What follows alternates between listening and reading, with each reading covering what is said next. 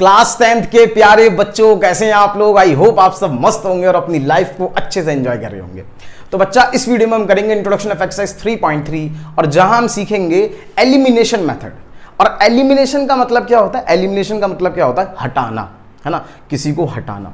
तो यहां पे हमारे दो वेरिएबल्स हैं एक्स और वाई। एक वेरिएबल को हटाएंगे, दूसरे की क्या करेंगे? वैल्यू निकालेंगे। तो समझते हैं। देखो, अपनी पहली इक्वेशन है बेटा 2x + 3y = 30। ये फर्स्ट इक्वेशन होगी। सेकंड है -x + 7y = 19। ठीक है ना? अच्छा, अब मैं करूंगा क्या, जो मेरी सेकंड इक्वेशन है ना -x + 7y, उसे 2 से मल्टीप्लाई करूंगा। उसे किससे मल्टीप्लाई करूंगा? 2 से मल्टीप्लाई करूंगा। उससे क्या होगा? देखो समझो, -x + 7y = 19, तो हमने क्या करा? Multiply both sides by 2। तो 2 से जैसे मल्टीप्लाई करेंगे तो 2 × में -x + 7y = 2 × 19। तो 2 × -x -2x, 2 7 = 14y, 2 19 = 38। ठीक है ना? अच्छा जी, अब 2 से मल्टीप्लाई हमने इस वजह से करा ताकि मैं इस इक्वेशन में ये इक्वेशन ऐड करूंगा। तो जैसे इस इक्वेशन में ये इक्वेशन ऐड करूंगा, 2x में -2x ऐड होगा तो कैंसिल हो जाएगा, हमारे पास y बचेगा और x क्या हो गया? एलिमिनेट हो गया। ठीक है ना? तो 2x + 3y = 13 and -2x + 14y = 38। इसको कह दिया जी हमने थर्ड, इसको कह दिया जी fourth. Adding third and fourth, तो थर्ड और फोर्थ इक्वेशन को जैसे ही ऐड करेंगे बेटा, तो 2x + 3y प्लस में -2x + 14y = 13 + 38। तो ये हो जाएगा 2x + 3y -2x + 14y = 51 हो गया। 2x से 2x कैंसिल, सो 17y = 51। तो y = 51/17, तो y 3 आ गया, है ना? 17 3 जा। अब हमें क्या करना है? y की वैल्यू किसी भी एक इक्वेशन में पुट कर देनी है और x की वैल्यू निकाल लेनी है। तो 2x + 3y = 13 है, y कितना है बेटा? 3, तो 2x + 3 × में 3 = 13, सो 2x = 3 3 = 9, तो 13 - 9 हो जाएगा, है ना? सो 2x कितना हो गया? 4 हो गया, और x कितना आ गया? 4/2। सो बच्चा, x आ गया 2 और y आ गया 3। तो हमारे पास x और y दोनों की वैल्यू आ गई। अब काफी सारे स्टूडेंट्स ना इस पर्टिकुलर ये जो हमने ये स्टेप किया है उसको इस वे में भी करेंगे। क्या कि भाई 2x + 3y = 13 कह दिया और यहां -2x + 14y = 38 कह दिया। अब हमने तो यहां पे एडिंग 3 और 4 लिखा है, ठीक है ना? तो काफी बच्चे ऐसा भी कर सकते हैं कि 2x से -2x कैंसिल कर दें और 3 और 14 17y = 51 कर दें, फिर y कितना आ जाएगा? 51/17। तो y कितना आ गया? 3 आ गया। जैसे ही y 3 आया, y पुट करेंगे x आ जाएगा। ठीक है ना? तो ये तरीका भी क्या है? ठीक है, हम इसे भी यूज कर सकते हैं, हम ऐसे भी कर सकते हैं। ठीक है, क्लियर? बेसिकली हमें करना क्या है? हमें एक वेरिएबल को एलिमिनेट करना है और दूसरा वेरिएबल निकालना है। ठीक है, सो नोट करो, फिर करते हैं इसका एक पार्ट और। चलो बच्चा, सेकंड पार्ट समझते हैं। 7x - 15y = 2, first equation. x + 2y = 3, second equation. x + 2y = 3, second equation को हमने मल्टीप्लाई कर दिया, मल्टीप्लाई बोथ साइड्स बाई 7। सो 7 × में x + 2y = 7 × में 3, अंदर मल्टीप्लाई करा तो 7x + 14y = कितना आ गया? 21 आ गया। अच्छा, अब इस इक्वेशन को कंसीडर करते हैं। 7x - 15y = 2, उसके साथ ये इक्वेशन 7x + 14y = 21। इसे थर्ड मान लिया, इसे फोर्थ मान लिया। अब बच्चों, अगर मैं इन दो इक्वेशन को ऐड भी कर दूं, है ना, अगर मान लो मैंने ऐड भी कर दूं कि भाई 7x - 15y प्लस में 7x + 14y अगर मैं ऐड भी कर देता हूं, तो आप देखो 7 7 14x हो जाएगा और -14y -15y + 14y कितना आ जाएगा? -y आ जाएगा। तो मेरा कोई भी वेरिएबल एलिमिनेट नहीं हुआ और हमको वेरिएबल एलिमिनेट करना है। तो हमने क्या किया? हमने ऐड करने की जगह सब्ट्रैक्ट कर दिया। सब्ट्रैक्ट थर्ड फ्रॉम फोर्थ, हमने थर्ड को फोर्थ में से लेस कर दिया। सो 7x + 14y माइनस में 7x - 15y = 21 - 2 हो गया। अब 7x + 14y - 7x + 15y is equal to 19, 7x से 7x cancel, 14 plus 15 19y is equal to 19, so y is equal to 19 upon में 19, y कितना आ गया 1 आ गया, सो अपनी y की वैल्यू क्या हो गई 1। अब इस y की वैल्यू को किसी भी एक इक्वेशन में पुट करके x निकाल लेंगे।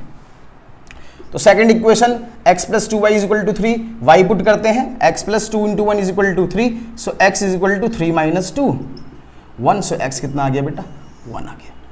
अच्छा बच्चों, इस स्टेप को ना, इस पर्टिकुलर स्टेप को काफ़ी सारे स्टूडेंट्स ऐसे भी सॉल्व करेंगे कि भाई 7x minus 15y equals to और 7x plus 14y is equal to 21, और हमने यहाँ माइनस लगा दिया, यहाँ माइनस लगा दिया, माइनस, यहाँ प्लस है तो माइनस लगा दिया, यहाँ प्लस है तो माइनस लगा दिया, प्लस है तो माइनस लगा दिया, plus 7x minus 7x cancel out, minus 15y minus 14y minus 19y 2, और ये माइनस 21 माइनस 19, माइनस से माइनस कैंसिल, तो y is equal to 19 upon में 9, तो y कितना आ गया 1 आ गया।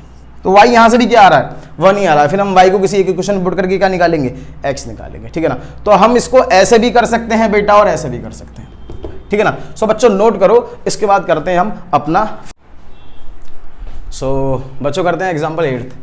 The ratio of the income of 2 person is 9:7 and the ratio of their expenditures is 4:3. If each of them manages to save rupees 2000 per month, find their monthly incomes. तो question यह है कि 2 person हैं, उनकी जो income का ratio है, जो वो कमाते हैं उसका रेशियो 9:7 है, और उनके खर्चे का जो रेशियो 4:3 है, और दोनों 2000 रुपये पर मंथ सेव कर लेते हैं। उनकी मंथली इनकम्स बताओ। Let 2 persons B, P and Q। So जो इनकम ऑफ P है उसका रेशियो इनकम ऑफ Q के साथ कितना है 9:7 है, और जो एक्सपेंडिचर ऑफ P है उसका रेशियो एक्सपेंडिचर ऑफ Q के साथ कितना है 4:3 है, ठीक है ना। अच्छा ये बात समझ रहे हो ना आप भाई, इनकम का रेशियो मतलब मान लो मैं महीने के 18,000 कमाता हूँ और मेरा दोस्त जो है वो 30,000 कमाता है, तो हमारी सैलरी का रेशियो देखो कितना हो जाएगा 2 9 2 15 3 3 3 5, तो रेशियो कितना आ गया 3:5 आ गया। इस तरीके से इन 2 पर्सन्स की इनकम का रेशियो आया है, ठीक है ना। अच्छा बच्चों, और बेटा अगर हम इनकम में से, इनकम जो हमने कमाया उसमें से हमने जो खर्च करा, एक्सपेंडिचर करा, वो निकाल देंगे तो क्या आ जाती है सेविंग्स आ जाती हैं, ठीक है ना। तो क्या कर लेते हैं जी, लेट दी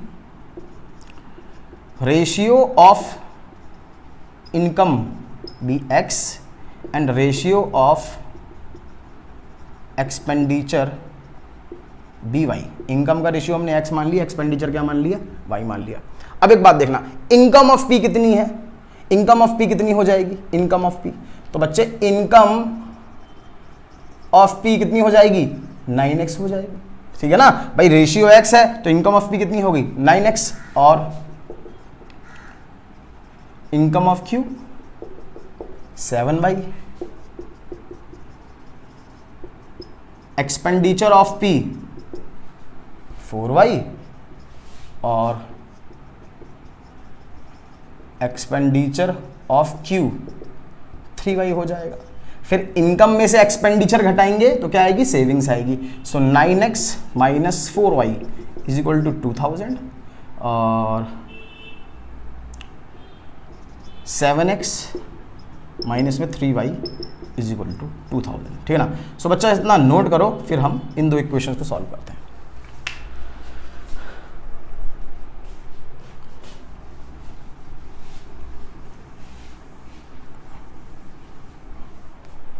तो अपनी पहली इक्वेशन है 9x minus 4y is equal to 2000 और 7x minus 3y is equal to 2000। ये फर्स्ट इक्वेशन है और ये सेकंड इक्वेशन है। हम क्या करते हैं, फर्स्ट इक्वेशन को दोनों तरफ 3 से मल्टीप्लाई कर देते हैं और सेकंड इक्वेशन को दोनों तरफ 4 से मल्टीप्लाई कर देते हैं। तो ये कितना हो जाएगा 27x minus 12y is equal to 6000, और ये हो जाएगा 28x माइनस में 12y is equal to 8000, minus plus minus ये हो जाएगा माइनस x कैंसिल आउट, और बच्चों ये माइनस 2000 हो गया। सो x कितना आ गया 2000 आ गया। अब कोई भी एक इक्वेशन उठा लेते हैं, 9x minus 4y is equal to 2000। यहाँ x की वैल्यू पुट करते हैं बेटा, तो 9 इंटू में 2000 माइनस में 4y is equal to 2000, 18,000 minus में 4y is equal to 2000, so minus 4y is equal to 2000 minus में 18,000, तो minus 4y is equal to minus 16,000, minus से minus cancel, so y is equal to 16,000 upon में 4, तो ये कितना आ गया 4,000 आ गया, ठीक है ना।